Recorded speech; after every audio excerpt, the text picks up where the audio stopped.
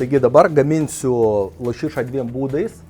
Tai bus azijietiškas lašišos kapotinis su avokadu ir degintos lašišos sašimi su ponzu padažiuku, česnaku, svogūnų laiškais ir raudonais ikriukais.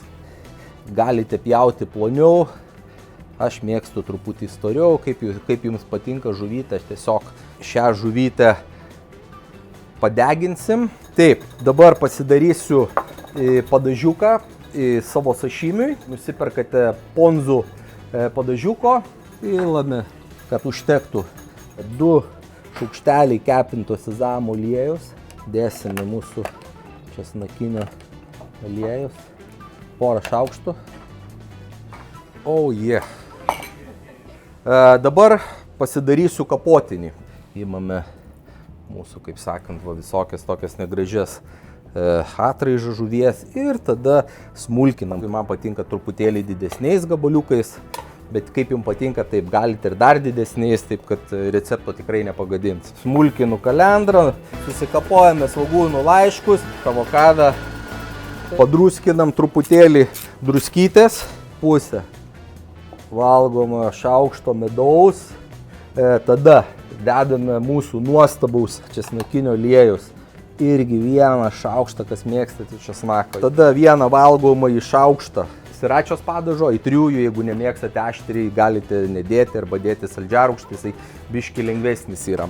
Dedame laimo sulčių, negailėkite, nes jūsų visas kapotinis pradės, kaip sakant, kepti, gamintis, kai gauna žuvis citrusinio vaisiaus, jisai pradeda kepti iš išorės. Ką pamiršau, tai yra kepintas sezamo aliejus.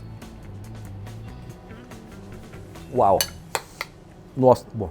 Tai pasiemam garstyčias, vėlgi labai lengvai garstyčiom ir mes tada imame šitaip ir pavoliojame. Matome, kaip gražiai sezamų sėklos aplipo. Taip. Tai ant karštos įkaitintos keptuvės su alyvuogių aliejum dedame lašišą ir kepame po 1 minutę ant kiekvienos pusės, priklausomai nuo lašišos storio. Biškį truputį pakepinsiu šitą pusę, šoniuką, opa, ir ką, dedam atsargiai čia. Mūsų tatakis sulaužytas. Ką aš noriu padaryti, kad gražiai lašišos viršus apskrustų, gausis tas geras dūmo poskonis. Tai jei neturite laiko vargti lauke prie griliaus, galite nusipirkti tokį prietaisą, karamelizatorių ir puikiausiai kepti tinka ir mėsytai, žuviai. Ką aš toliau darau? Tada į vidurį dėsiu mūsų jau pastovėjusi kapotinį lašišos. Atsinešam savo ponzu padažiuką, kur dariau su česnakiniu. Nuostabus, jaučiasi česnakas, sezamų aliejus, štai ir gražiai pilame ant viršaus. Tai mano lašiša 3 būdais užkandis. Lašišos tatakis su sezamo sėklomis, lašišos kapotinis su avokado azijietiškas ir degintos lašišos sašimis su traškiais svogūniukais, ponzu ir česnako padažu.